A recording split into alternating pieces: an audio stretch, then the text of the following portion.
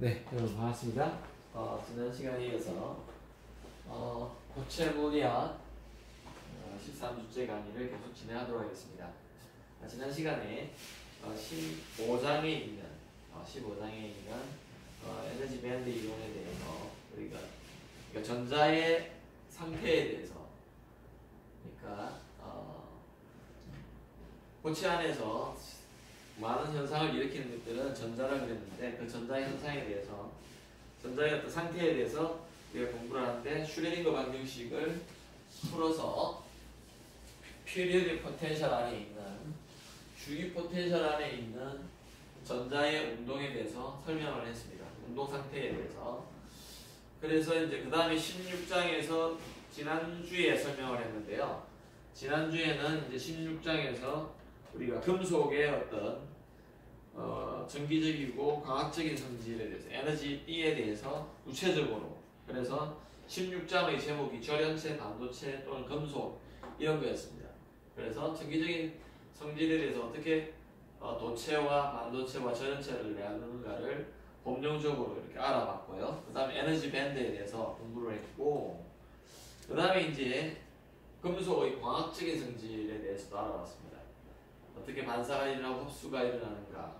그 다음에 거기에 이제 불순물이란 걸, 예를 들자면 절연체라든지 이런데 불순물을 섞을지게 아니면은 금속이라도 불순물 섞을지게 어떠한 과학적인 효과가 있는가에 대해서 알아봤고요.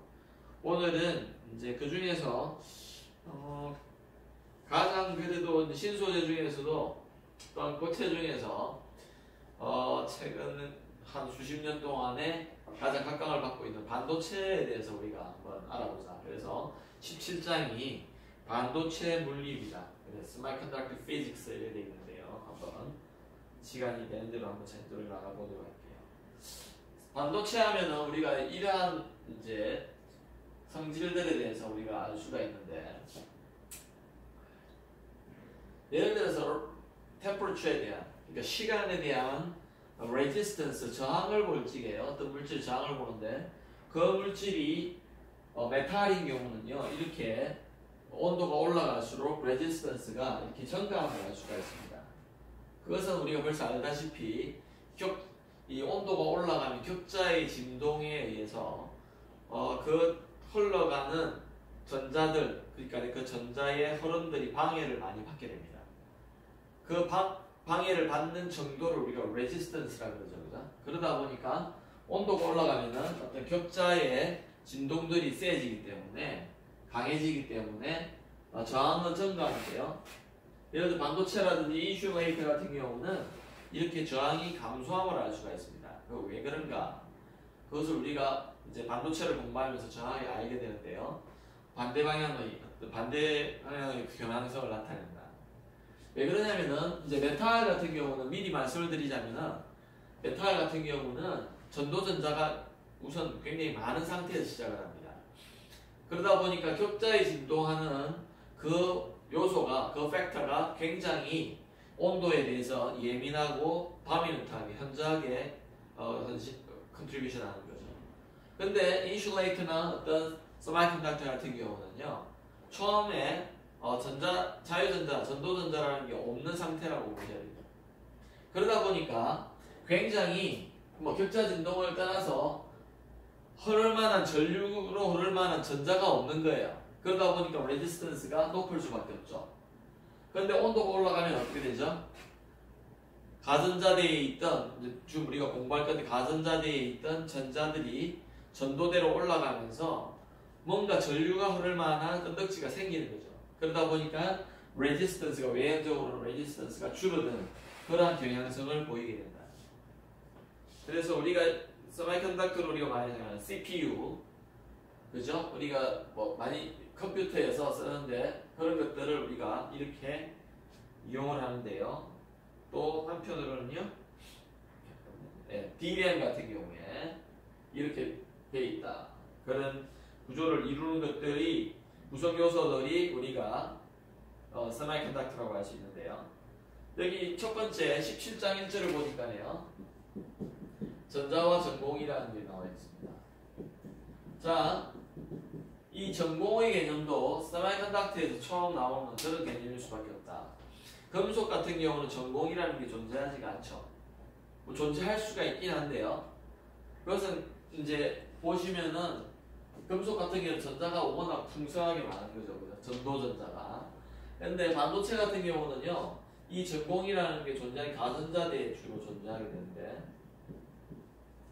이 가전자대에 전자가 있던 전자가 빠져나가는 그러한 상태를 전공이라고 합니다.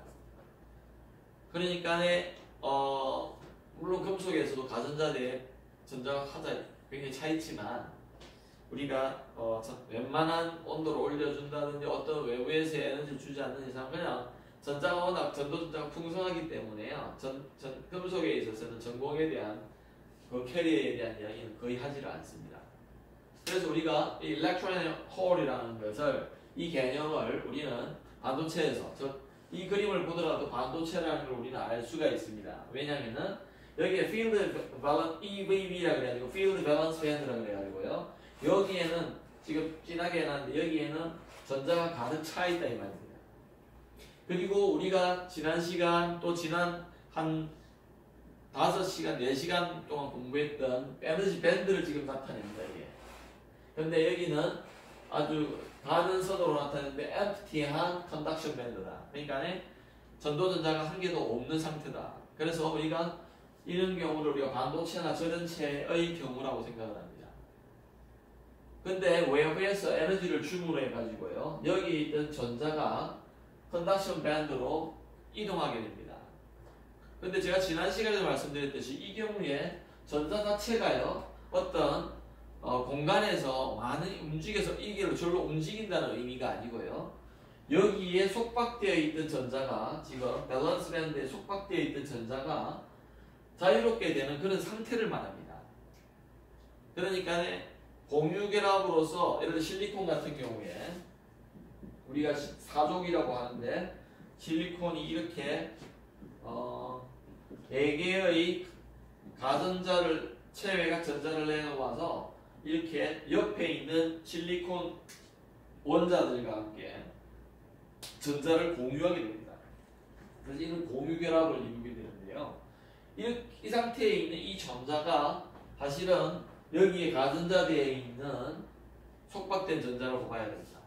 그렇지게 여기에 있는 전자가 외부에서 에너지를 또는 온도를 받음으로 해서 이렇게 튀어나와서 여기에 자유롭게 되는 그 상태, 자유롭게 되는 그 상태가 여기에 있던 전자가 이렇게 그 가전자 상태로 전도대로 올라가는 그런 형태로 표현을 하는 거죠.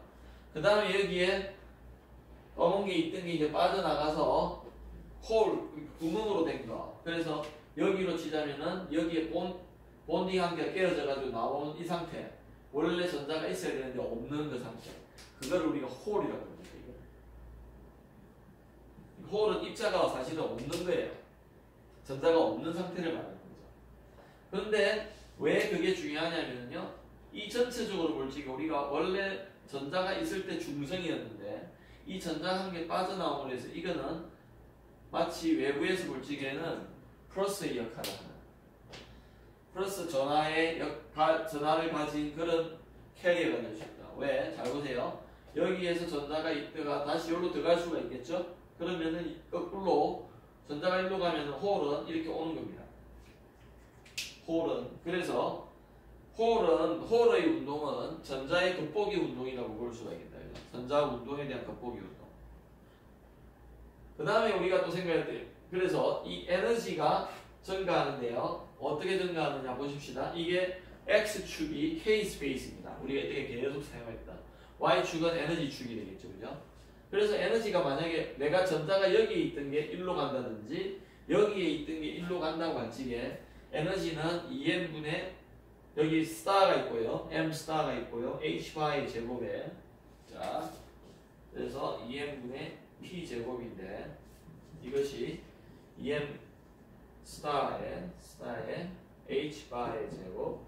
지난 시간에 이 P가 운동량으로서 H바 K라고 했다.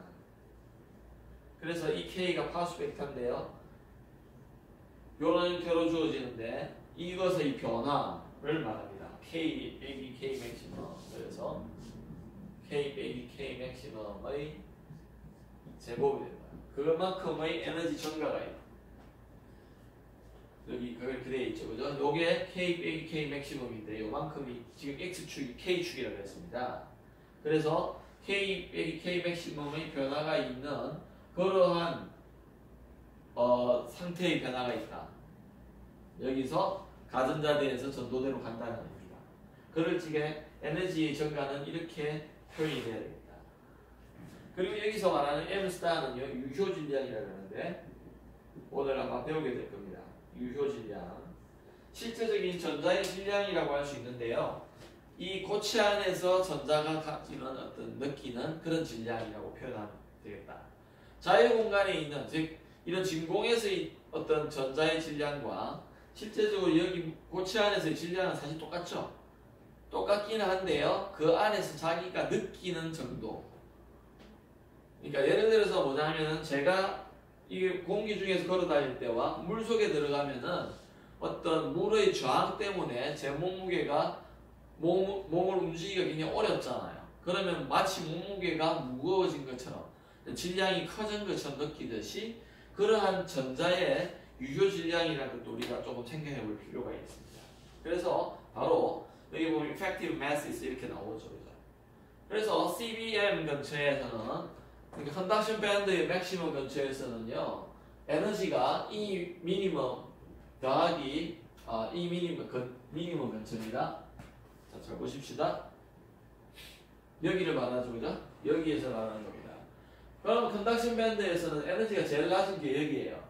그러니까 모든 전자는 이거보다 더 높은 에너지를 가질 것이다. 밸런스 밴드는 별로 여기에 있는 전자가 맥시멈이 되고요, 나머지는 더 낮은 에너지를 가진다. 그래서 K에 대해서 우리는 파라볼라가 되겠다. 포물선 그래프를 한번 가정을 해보자. 그럴 적에요, 여기 나와 있듯이, 그래서 K에 대해서 2차 함수와 완전한 건 아니지만 2차 함수에 가깝죠, 그죠? 그래서 E가 EM 더하기 뭐 알파의 X제곱 이런 식이잖아요. 그래서 E 미니멈 더하기 X라로 이런 K 마이너스 KM 요거의 제곱이 있어야 되겠다, 그죠? 그런 형태의 에너지가 주어질 것이고, 그 다음에 VBM 근처에서는요, 밸런스 밴드의 맥시멈 근처에서는 여기를 말하는데요. 여기를 말하니까 이게 지금 2차 함수 그래프가 아래로 이렇게 볼록하게, 위로 이렇게 볼록하게 되죠. 위로 볼록하게. 그러다 보니까 여기 마이너스가 들어가 있습니다. 여기가 맥시멈이 되겠다, 그죠? 그리고 K가 K 맥시멈 될 적에 여기 제로가 되거든요. 그때의 에너지를 EM으로 잡았습니다. 여기는 어떻게 되냐? K가 K 맥시멈 될 적에 K 미니멈, 요 KM 될 적에 요게 제로 되니까 EM이 되죠. 그래서 우리가 이때 이제 요렇게 각각 에너지가 정의가 된다고 할 적에요. 전자의 유효 질량은 어떻게 되느냐? M 스타 분의 1을 K로 이거를 두 번을 미분하고요. 왜 두 번을 미분하면 되느냐면요. 요걸 한번 보십시다. 그러면 이게 이것이 E라고 할 적에요. 물론 여기 앞에 잘 보세요. 지금 뭐라고 해야 되냐면 E를 에너지를 이렇게 되죠. 근데 이게 지금 상수입니다. 두 번을 미분을 해볼게요. 그러면은 K로 한 번을 미분하면은요, 요건 없어지고요. 어떻게 되죠? EM 스타분이에요. H바의 제곱이 있고 2K가 나오고요. 한 번 더 미분해보죠. 한 번 더 이걸 미분하니까 EM 스타에, 그죠? K 한 개 더 없어지니까 2H바의 제곱이 되죠. 2 없어지니까 M 스타분의 1이 H바 제곱분의 요게 된다는 걸 알 수가 있습니다.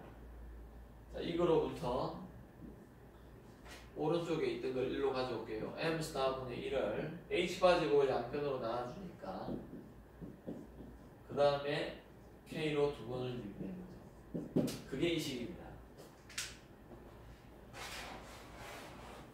이 식에서는 요거를 집어넣으니까 E 대신 이걸 넣으니까 알파가 나오게 됩니다. 2알파가 나오게 되고요.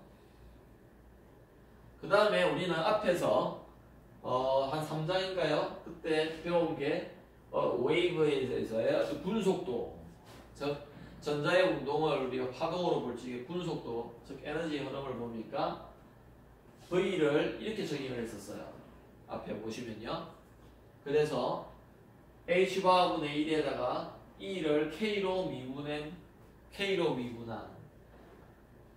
그래서 이것을 한번 K로 미분하니까 M⁻분의 1이 되고요. M⁻분의 1이 되고요.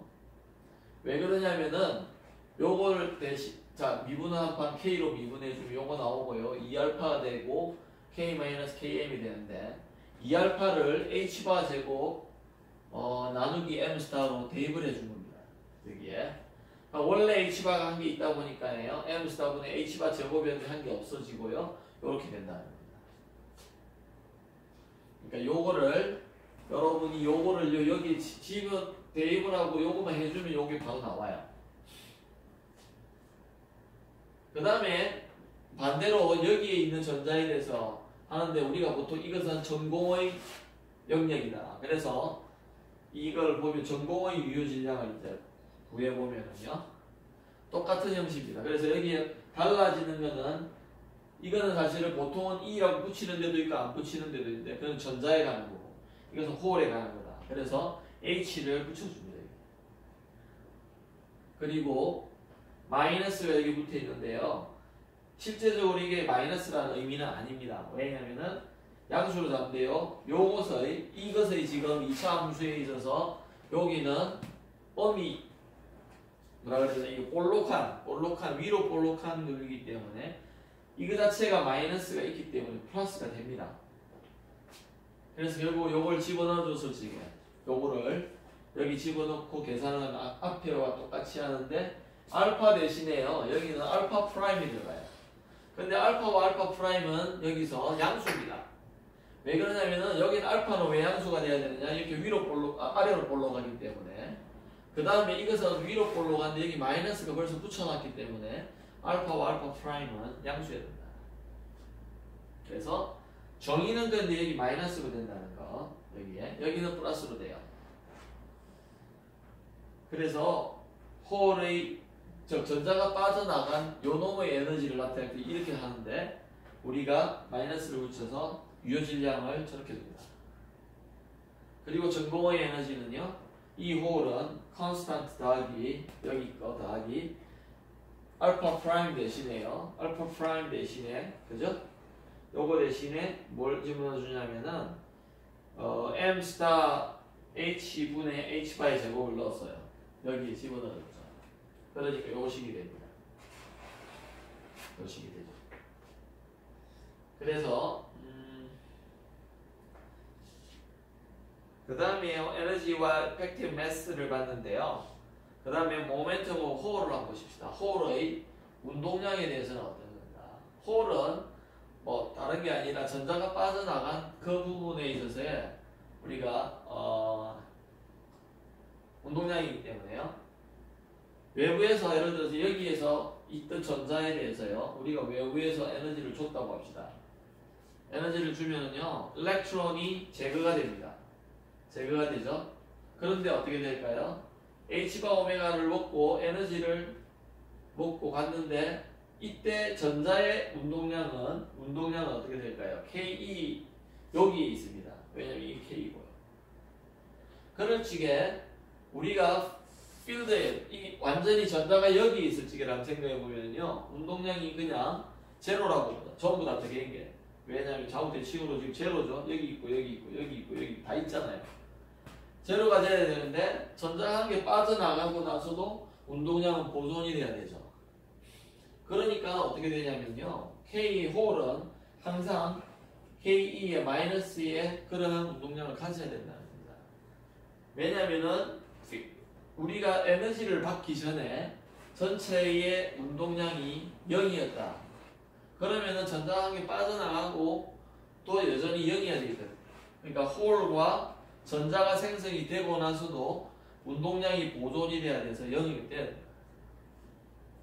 그래서 홀의 운동량은 전자의 운동량에 반대가 됩니다. 여기 있어야 됩니다. 여기. K 홀 여기 있죠. 내가 KE가 여기 있었다면은 홀은 이 점에 있어야 된다. 공간에 있다는 게 아닙니다. 공간에 있다는 게 아니고요. 홀의 운동량은 어떤 의미에서는 아까 여기 나가고 나서 있잖아요. 얘가 나가면서 운동량이 있다고 할 적에 얘는 사실은 뒤로 밀려나는 거죠. 이렇게 보시면 어떨까요? 만약에 총알을 우리가 총에서 쏘아가지고 총알 당기면요. 쏘기 전에 내가 정지한 상태에서 방아쇠를 당기면 총알이 앞으로 나가죠. 앞으로 나가면 총은 뒤로 가게 됩니다. 왜냐면요. 운동량 보존 때문에 그래요.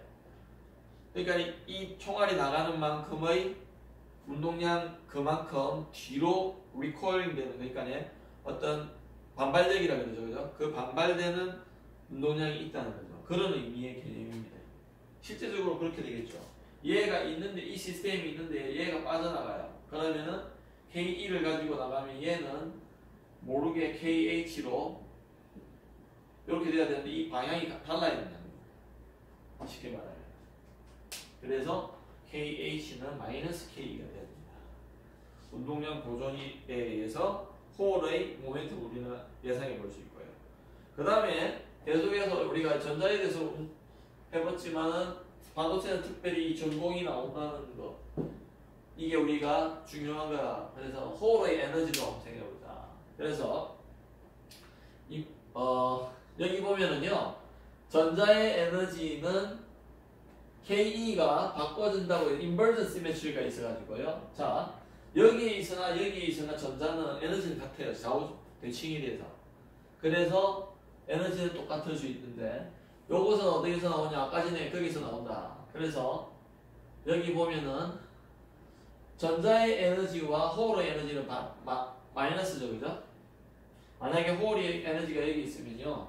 여기에서 전자의 에너지가 여기 있다면은 홀은 좀 반대에 있어야, 마이너스 아래쪽에 있어야 되잖아요. 아래쪽에. 그래서 마이너스를 붙였어요. 여기. 그 다음에요. 마이너스 K 대신해서는 우리는 KH를 넣어주면 된다. 여기서. 그래서 중요한 것은 여기서도 볼 수 있는데요. 홀의 에너지와 전자의 에너지는 정확히 반대입니다. 그래서 무슨 말이냐면은 여기서 보니까요. 여기 다 그렇게 써놨네요. 그죠? 그래서 우리가 밸런스 밴드에서 가전자대에서 우리가 이 가전자대에서 전자를 한 개 잃어버렸다. 그러면 이 전자가 지금 잃어버린 전자가 1로 간다는 거죠. 그죠? 그러면은 에너지가 지금 여기를 제로로 잡아서 지금 좀 그런데요. 여기서 여기로 가게 된다. 그때 우리가 지금 여기서 준비하는 것은 호울의 속도에 대해서 우리가 보게 되는데, 호울의 속도는 어쨌든 전하를 띈 운반자의 속도는요, 이거는 사실 쉬운데요. h바분의 1이 이거였는데 이건 앞에 사실 나오는 겁니다. 여기서도 나왔지만은 여기 있죠. 나왔지만 사실은 우리가 앞에서도 벌써 나오는 한 3장인가 4장에서 나오는 그러한 분속도의 개념인데요. 이걸 하다 보니까 여기에서 EK에서 구했던 요 앞에서 구했던 홀에 대해서 구했던 걸 집어넣습니다. 그래서 이제는 일반적인 어떤 운반자의 속도의 개념이 요건데, 운반자의 속도의 개념이 지금 홀에 대해서 하다 보니까 홀은 V에서 여기 H를 써줬습니다.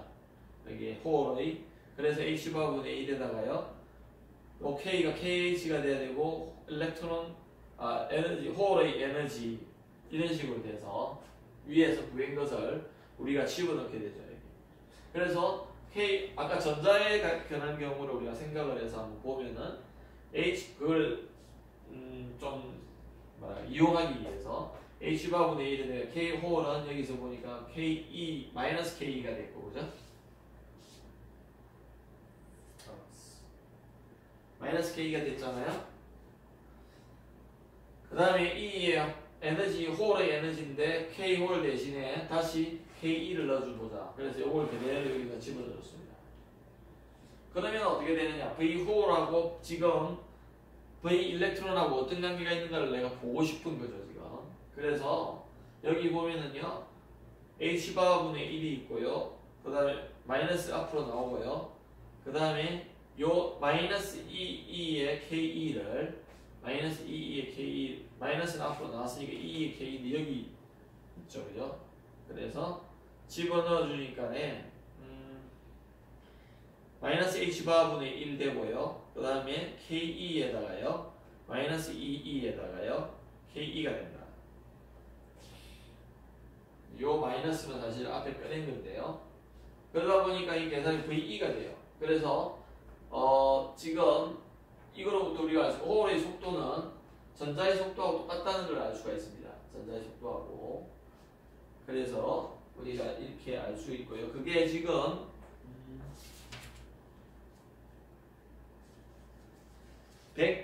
237페이지까지 지금 하고 있고요. 그래서 전공의 속도는 V의 미싱 일렉트론의 여기서 미싱 일렉트론이라고 했는데 그것의 속도하고 같다. K와. 그래서 이런 형태의 결론을 내릴 수가 있다. 그래서 여러분들이 여기 유도하는 그것을 지금 책의 231페이지에 17.6에서부터 그 밑에 식으로 가는데 이것을 써놓으셔야 돼요. 요 원리로, 요 수학적인 프로세싱을 통해서 VH가 VE가 된다는 걸 우리가 보여줄 수가 있습니다. 그래서 양자 상태의 우리가 홀의 속도와 전자의 속도가 그래서 홀이라는 게 뭔가 그래서 계속 말씀을 드렸습니다. 그럴 적에 우리가 여러분들이 이 속도가 어떻게 서로가 이렇게 되는가를 유도해 볼 수가 있고요. 그 다음에 이제 우리가 전자에 대해서 알고요. 그 다음에 이제 전공에 대해서 알고 전자의 에너지, 전공의 에너지, 그 다음에 전자의 운동량과 전공의 운동량에 대해서 정의를 다 해줬습니다. 앞에 몇 페이지를 통해서 해줬는데 그렇다면은 이제 제가 이걸 뭐라 그러냐면 우리가 이거를 운반자라고 그랬잖아요. 정확히 말하면 전하의 운반자예요. 이거는 마이너스 차지를 가지고 있고 이건 플러스 차지를 가지고 있는 그 전하 운반자가 있다가 운반자라는 것은 운동을 해야 되겠죠. 그죠? 왜 우리가 전도전자와 전공에 관심이 많냐면요. 얘는 전도대에서 움직이는 놈이고요. 얘는 가전자대에서 움직이는 운반자이기 때문에 그렇습니다. 그러니까 그것들이 움직임으로 해서 전기적인 특성들을 나타내기 때문에 우리가 이제는 이러한 것들의 움직임에 대해서 운동에 대해서 공부를 할 수밖에 없다. 그래서 그 다음에 바로 나오는 게 이제 유효질량과 운동 방정식에 대해서 나옵니다. 유효질량은 벌써 우리가 앞에서 설명을 했기 때문에 여기 보면 equation of motion이 나오는데요. 그래서 우선 전자라는 전하 운반자에 대해서 운동 방정식 F는 MA를 써줬다. 그래서 지금 이게 A고 그죠? 여기 1을 써줬는데 이게 유효질량이고 이게 F죠. 그때 이 전자가 전기장과 어떤 자기장의 사이에 있다고 하자. 뿐만이 아니라 일반적인 경우고요. 그죠? 이거는 뭘까요? 뭔가가 충돌이라든지 그죠? 우리가 이때가 생긴 전자가 움직일 적에 어떤 장의 요소가 되는 격자와의 어떤 충돌 그런 게 의해서 생기는 영향을 받는 힘이 아닐까. 그렇다고 할 적에 이제 우리는 이것들을 다 풀어가지고 전자의 운동을 설명하는 것이 우리가 그 반도체나 금속 내부에서의 어떤 전기적인 성질을 이해하는 그러한 과정이 되겠죠. 그 다음에 전공도 마찬가지다. 전공도 F는 MA 돼가지고요. 여기에 질량을 유효 질량을 홀 질량을 넣어준 것과 그 다음에 그 홀의 전하 자체는 플러스 차지입니다. 그래서 이게 마이너스가 없죠. 그 다음 그것이 움직임 상태에 있는데 전기장과 어떤 자기장의 자기장의 어떤 영향권 안에 있을 적에 이렇게 써줘야 되고요. 일반적인 경우죠. 그 다음에 여기 마찬가지로 이 마이너스를 해가지고 마찰력의 개념으로 부딪힌다. 똑같이 이걸 그러니까 이거 하나 자체를 어떤 운반자로 보고 있는 거죠. 그래서 가면서 전자가 사실 일로 가면서 부딪힐 수 있잖아요. 그러면 홀이 여기서 일로 움직였는데 어쨌든 부딪힐 수 있는 그런 마찰력의 개념이 있기 때문에 여기서 써줘야 됩니다. 그 다음에요, 전화 이동도라는 걸 또 정의하게 됩니다. 반도체에서 다 배웠기 때문에 제가 다른 장보다는 조금 빨리 나갑니다. 전화의 이동도는 이거는 외워야 됩니다. 전화의 이동도는 정의가 돼요. 어떤 운반자에게 전기장을 걸어줬을 적에 얼마나 속도를 갖는가를 나타내주는 정도입니다. 그게 뮤예요. 그게 뮤인데 우리가 이거를 크기를 보니까 이걸 그래서 뭐 뮤E도 있고 뮤H가 있는데요. 그것은 당연히 전기장당 걸린 전기장당 가해준 전기장당 생기는 운반자의 속도거든요. 그러니까 결국은 우리가 이게 어떤 일정한 시간에 이게 없어진다고 자기장이 없어진다고 볼지 요거하고 요거 같아야 된다. 그 식으로부터 우리는 이 타우가 M 스타 H가 됩니다.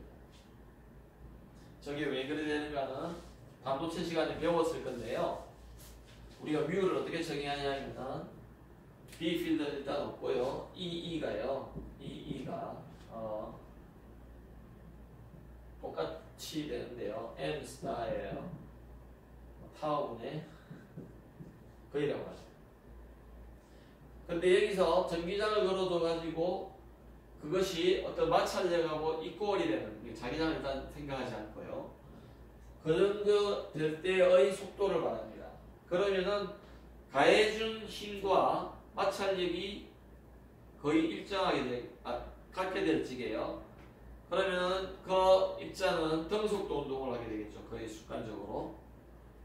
맞습니까? 힘이 없기 때문에요. 그래서 이건 가해준 힘, 이건 마찰력이라고 할지게. 그때 우리가 V를 뮤E로 나눈 것, 요것을 우리가 뮤로 정의했는데요. 그러면은 이 식으로부터 이거 나눠주고 요거 올라가면 되니까 M 스타분의 E의 타워가 되겠죠. 그래서 이렇게 된다. 크기, 이동도는 항상 양수이기 때문에 우리가 이렇게 된다.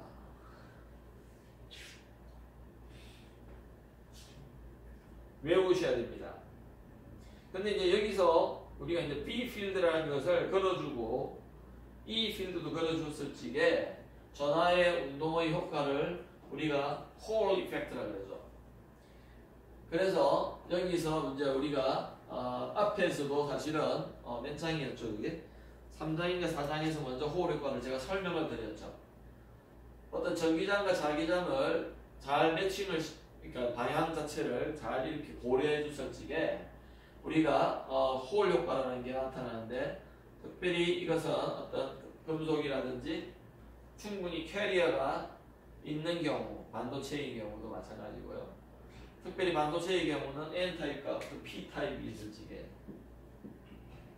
즉 전자가 주 운반자인 경우가 아니면은 홀인가에 따라서 우리 이 홀 이펙트로 N타입인가 P타입인가를 규명해 줄 수가 있고요. 그 다음에 이 홀 이펙트를 측정함으로 해서 그 운반자의 농도에 대해서 단위 최적당 얼마나 전자가 있는지 아니면 홀이 있는지를 우리는 알 수가 있습니다. 그래서 여기 나와 있듯이요. 지금 RH라는 홀 개수라는 것이 우리가 어떻게 되냐면은 우리가 걸어준 이러한 마그네틱 필드를 걸어줬을 적에 여기 분의 rho yx라고 되어 있습니다. 그래서 y 방향으로 걸어줬는데 어떤 x 방향으로의 어떤 뭐라 그러죠? 저항을 말하죠. 그래서 우리가 그것이 마이너스 n2분의 1이 된다는 것을 알았거든요. 그럴 적에 우리가 이때는 홀 전압이라는 것을 이렇게 측정할 수가 있다. 자, 그래서 우리가 전류를 이렇게 흘려보내주면 전자가 지금 이렇게 간다고 봐야 되겠죠. 그죠? 맞습니까? 이런 식으로 가겠죠. 전류는 이렇게 가지만 전자는 그러면 이렇게 간다고 볼 적에 V를 가지고 이렇게 가는데 B가 이렇게 있어요. 그러니까 V 크로스 B 하면 이렇게 와야 되겠죠. 그죠? 맞습니까? 잘 보세요. 이건 저번에 설명을 해드렸는데요. 여러분들이 아마 앞에서 공부한 그걸 한번 다시 보시기 바랍니다. 지금 자기장을 이렇게 밑에서 위로 걸어줘요. G축으로. 그리고 나서 I를 이렇게 넣어줍니다. 그러면은 전자를 사실 1로 넣어주는 거예요. E. 그러면은 전자는 이렇게 가고 자기장이 이렇게 됐으니까 네. 그죠? 맞습니까? 이렇게 되고요. V가 되고요. 하면은 V 크로스 B를 하면은 어떻게 되죠? B.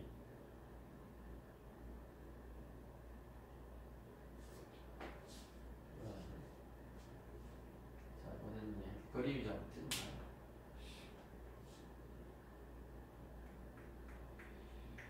잠깐만요. 전류가 이렇게 되면 전자가 이렇게 접혀있는 전자가 일로 와야 되는데 이거는 그림을 한번 잘 생각해 보십시다.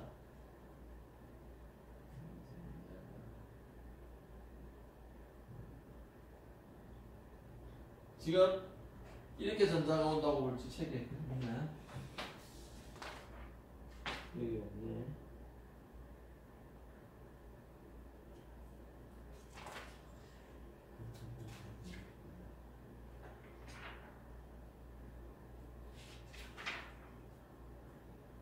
책엔 지금 폴 이펙트에 대해서 전혀 설명을 안 하고 있네요.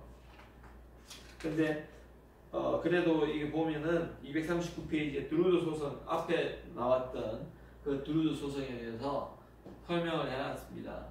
그래서 그때 우리가 홀 이펙트를 했는데 결론적으로 어떻게 되냐면은 전류를 지금 제가 볼 때 이 방향이 지금 반대인 것 같은데요. 만약에 전류를 이렇게 보내주면 전자가 이렇게 들어갈 거 아니에요? 그 다음에 B가 이래 돼 있고 전자가 이래 돼 V 크로스 B를 하면 이래 되는데 전자 자체는 마이너스 전하를 가지고 있기 때문에 사실 이렇게 될 거예요. 그래서 제가 볼 때 여기에 마이너스가 있고 여기 플러스가 올 것 같은데 전류를 이렇게 흘려 보내줬다면요. 그러면은 플러스와 마이너스 사이에 전이차가 발생한 그거를 홀 전압이라고 합니다. 그때 우리가 여기서 보면은 이 각각의 그 금속이나 이런 머티리얼에 따라서 이 홀 개수라는 것을 여기 보면 마이너스 n2분의 1 해가지고 홀 개수를 측정해 보니까 이런 식으로 되는데 그래서 이것도 벨리움과 매그네슘 같은 경우는 여기 마이너스가 나와서 제대로 설명이 안 되더라. 그거는 밴드 효과로 설명을 해야 된다고 했고요. 실제적으로 밸런스 밴드의 숫자, 전자의 숫자하고 굉장히 일치하죠. 여기 보면은 0.8하고 1이지만은 왜 그러냐면은 요것이 지금 홀 개수잖아요, 우리가 그죠? 그래서 마이너스 n이분의 1 이래가지고요. 요 n이 여기로 n이 왜 있죠?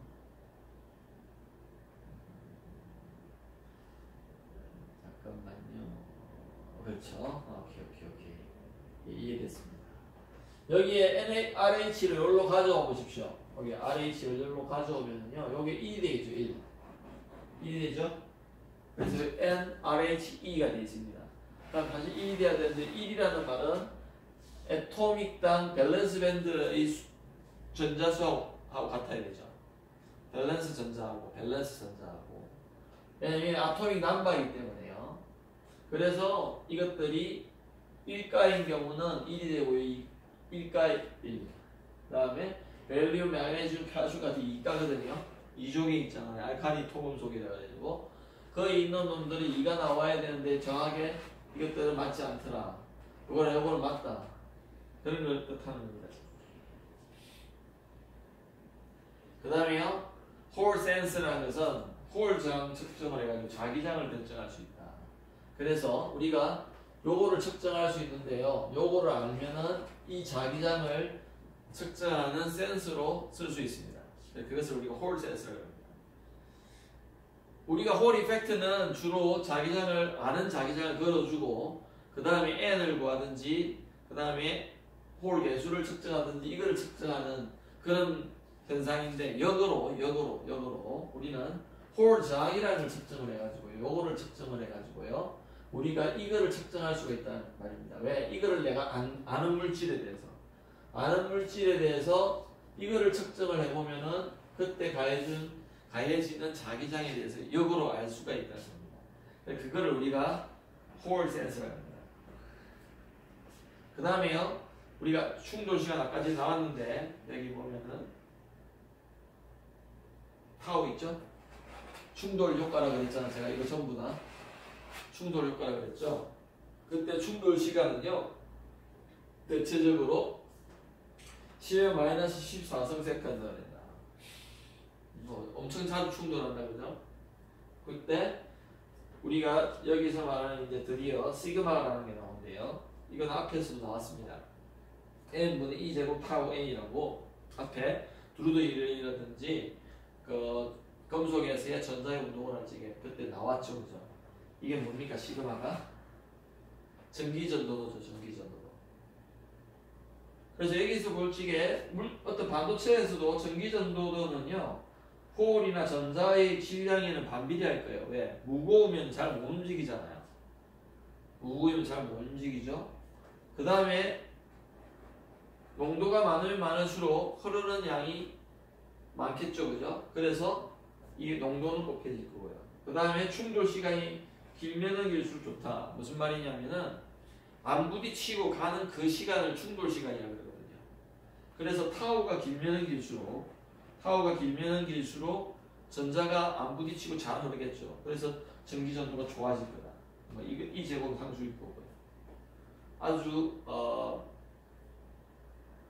현실적이고 맞는 것 같습니다. 타우가 뭔가만 좀 잘 알면 될 것 같아요. 이거는 당연하죠. 전도대의 전도전자의 개수거든요. 최적당 개수잖아요. 그다음 질량이 낮은 놈이 좋다. 질량이 작은 놈이. 그래서 오늘은 하여튼 요까지 하고요. 다음에 보니까 impurity conductivity라고 해야죠. 도너 이렇게 나옵니다. 그래서 책에 보면은 241페이지가 나오는데요. 거기부터 다음 시간에 진행하도록 하겠습니다. 여러분들께서 반도체 시간에 다 배운 겁니다. 반도체 시간에는 이거보다 더 자세하게 배우죠. 주식을 홀 이펙트라는 주식도 유도를 하고요. 그 다음에 그 홀 개수가 뭘 의미하는가도 자세히 의논을 하고, 그렇듯이 반도체와 어떤 또 다른 과목들에서 배운 것들을 한번 훑고 또한 복습해가는 그런 차원이라 생각하시고 여러분들이 잘 이해하고 따라와 주시면 고맙겠습니다. 네, 수고하셨습니다.